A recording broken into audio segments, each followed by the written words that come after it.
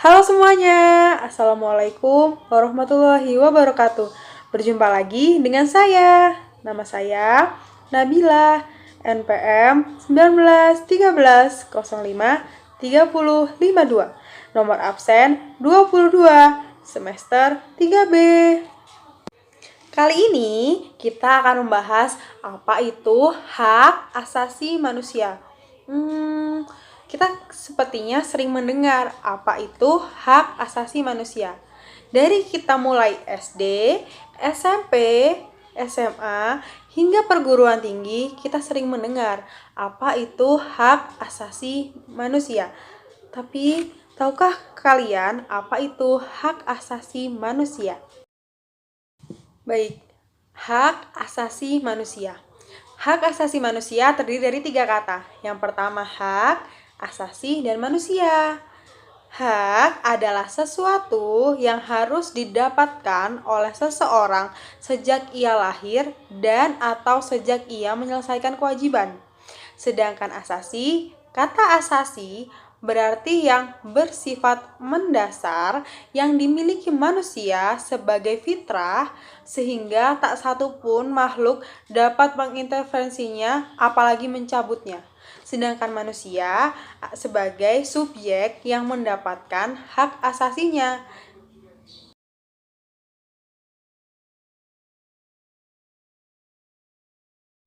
Di sini ada pengertian HAM menurut para ahli. HAM menurut Undang-Undang Nomor 39 Tahun 1999 adalah seperangkat hak yang melekat pada hakikatnya keberadaan manusia sebagai makhluk Tuhan yang Maha Esa. Hak merupakan anugerah yang wajib dihormati, dijunjung tinggi, dan dilindungi oleh negara, hukum pemerintah, dan setiap orang demi kehormatan serta perlindungan harkat dan martabat manusia. Menurut Umar Seno Adi, HAM menurut pendapat Umar adalah hak yang telah melekat pada martabat seseorang manusia sebagai insan makhluk ciptaan Tuhan Yang Maha Esa, yang bersifat tidak boleh dilanggar oleh siapapun, serta seolah-olah sebagai suatu holy area. Menurut Austin, HAM adalah ruang kebebasan seseorang, individu yang telah dirumuskan dengan jelas ke dalam konstitusi serta dijamin pelaksanaannya oleh pemerintah. Pengertian HAM menurut ahli itu ada banyak sekali, tapi di sini saya hanya mengutip dari 3.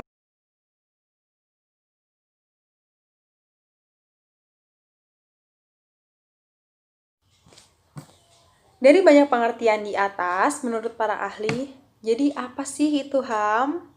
HAM, yaitu hak asasi manusia, atau dalam bahasa Inggrisnya human right, adalah sebuah konsep hukum normatif yang menyatakan bahwa manusia memiliki hak yang melekat pada dirinya karena ia adalah seorang manusia.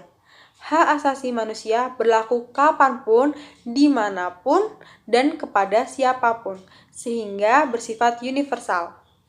HAM pada prinsipnya tidak dapat dicabut. Hak asasi manusia juga tidak dapat dibagi-bagikan, saling berhubungan, dan saling bergantung. Hak asasi manusia biasanya dialamatkan kepada negara, atau dalam kata lain, negaralah yang mengemban kewajiban untuk menghormati, melindungi, dan memenuhi hak asasi manusia, termasuk dengan mencegah dan menindaklanjuti pelanggaran yang dilakukan oleh swasta. Jadi HAM merupakan hak yang melekat pada diri manusia yang dianugerahkan oleh Tuhan dan dilindungi oleh negara.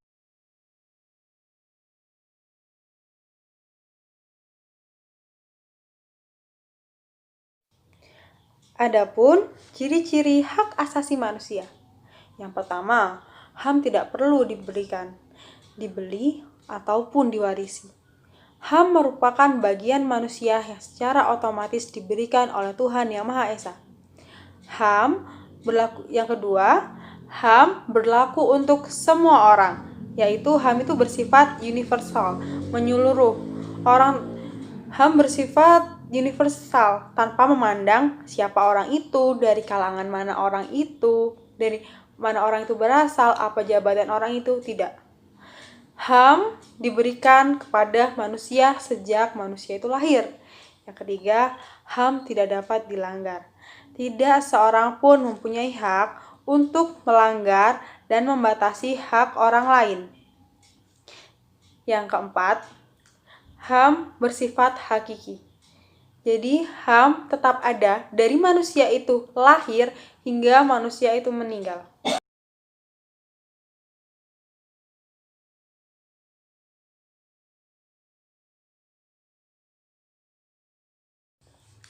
Adapun tujuan hak asasi manusia. Tujuan hak asasi manusia yang pertama yaitu HAM mengembangkan rasa saling menghargai antara manusia. Dengan adanya HAM, manusia saling menghargai dengan tidak membeda-bedakan etnik, ras, dan budaya, dan dari golongan apa mereka. Yang kedua, HAM adalah alat untuk melindungi orang dari kekerasan dan kesewenang-wenangan. Jadi, manusia memperoleh perlindungan secara hukum yang adil. Yang ketiga, HAM mendorong tindakan yang dilandasi kesadaran dan tanggung jawab untuk menjamin bahwa hak-hak orang lain tidak dilanggar. Jadi, di sini kenapa ada perlindungan HAM? Jadi agar manusia itu sadar dan memiliki rasa tanggung jawab kepada orang lain.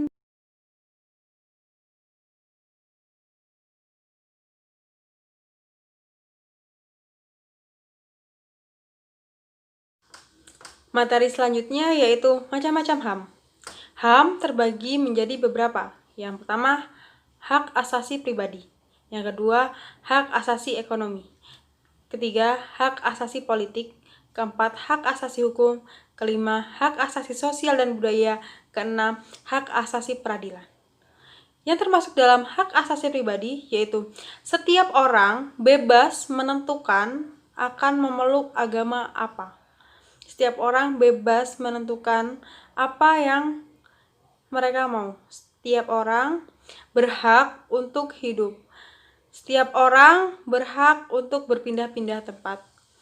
Setiap orang berhak mengemukakan pendapat. Semua hak itu diperoleh manusia sejak mereka lahir. Yang kedua yaitu hak asasi ekonomi atau property right. Manusia memiliki hak untuk membeli sesuatu. Manusia juga memiliki hak untuk menjual sesuatu. Manusia memiliki hak untuk sewa atau menyewa sesuatu. Manusia berhak berhutang piutang terhadap sesuatu. Manusia juga memiliki kebebasan untuk memiliki sesuatu. Manusia juga memiliki hak untuk memiliki dan mendapatkan pekerjaan yang layak. Yang ketiga yaitu hak asasi politik, political right. Setiap orang berhak untuk memilih dalam pemilihan. Setiap orang berhak untuk mendirikan partai politik. Setiap orang berhak untuk memiliki jabatan. Setiap orang berhak untuk berpendapat dalam berpolitik. Setiap orang berhak ikut serta dalam kegiatan pemerintahan. Yang keempat, hak asasi hukum, legal equality right.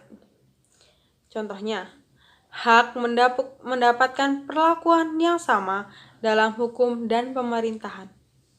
Jadi, setiap orang berhak untuk mendapatkan hak yang sama tanpa membedakan ras, etnis, dan budaya. Setiap orang juga berhak untuk menjadi pegawai negeri sipil. Setiap orang berhak mendapatkan layanan dan perlindungan hukum yang sama dimanapun. Yang kelima yaitu hak asasi sosial dan budaya, social and culture right. Setiap orang berhak mendapatkan pendidikan yang layak. Setiap orang berhak mendapatkan pelajaran. Setiap orang berhak memperoleh jaminan sosial. Setiap orang berhak untuk berkomunikasi. Setiap orang berhak untuk mengembangkan budaya yang sesuai dengan bakat dan minat. Yang keenam yaitu hak asasi peradilan atau prosedural. Hak asasi peradilan yaitu mereka mendapatkan pembelaan hukum di pengadilan. Mereka mendapatkan hak persamaan atas pelakuan penggeledahan, penangkapan, dan penahanan dan penyelidikan di mata hukum. Semua manusia memiliki hak yang sama. Tidak ada yang membedakan. Karena pada dasarnya manusia memiliki hak yang sama yang dianugerahkan oleh Tuhan Yang Maha Esa.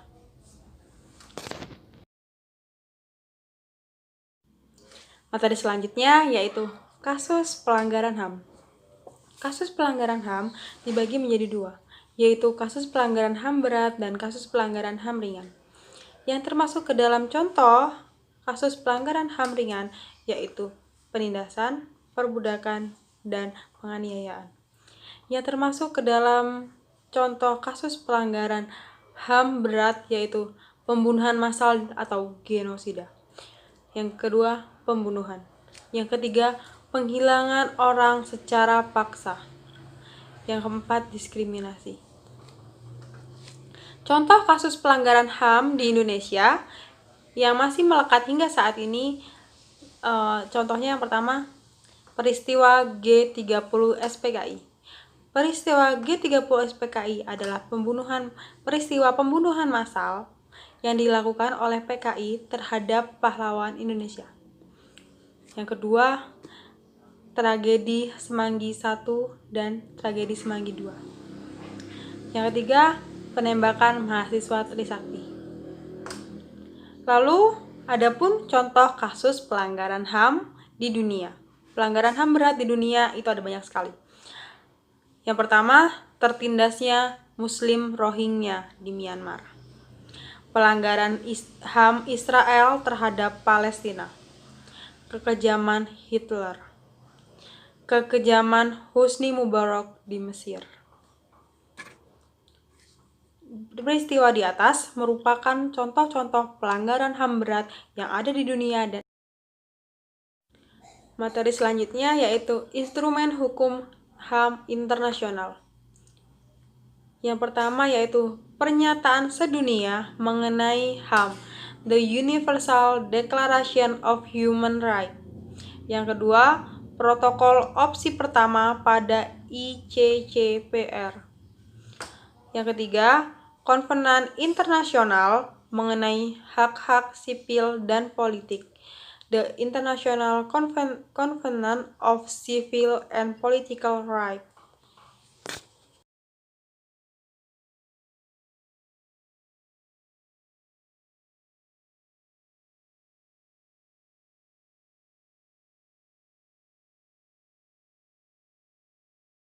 Materi selanjutnya yaitu upaya penegakan HAM di Indonesia dan internasional. Semakin lama, semakin banyak kasus pelanggaran HAM yang terjadi. Maka dari situ dibentuklah upaya penegakan hak asasi manusia. Upaya penegakan hak asasi manusia yang dilakukan di Indonesia adalah yang pertama, membentuk Komnas HAM. Komnas HAM dibentuk untuk melindungi seseorang atau orang-orang yang hak asasinya diganggu atau dilanggar oleh orang lain atau dirinya sendiri. Yang kedua, membentuk Komisi Perlindungan Anak dan Perempuan. Di Indonesia banyak sekali kasus tentang pelanggaran anak dan perempuan. Anak dan perempuan merupakan orang-orang yang paling banyak dan sering disakiti, sering dilanggar haknya. Yang ketiga, dibentuknya undang-undang tentang HAM. Dengan dibentuknya undang-undang tentang HAM, maka banyak orang yang lebih mengerti dan takut tentang HAM. Yang keempat, yaitu adanya hukuman bagi pelanggarnya. Dengan adanya hukuman, mereka akan takut. Mereka bisa dikenai sanksi. Dengan begitu, mereka tidak akan mengulanginya lagi. Maka kasus pelanggaran HAM akan terus berkurang. Itulah upaya-upaya penegakan HAM di Indonesia agar semakin berkurangnya pelanggaran HAM yang terjadi saat ini ataupun nanti. Sampailah kita pada pembahasan terakhir tentang hak asasi dan manusia. Terima kasih telah mendengarkan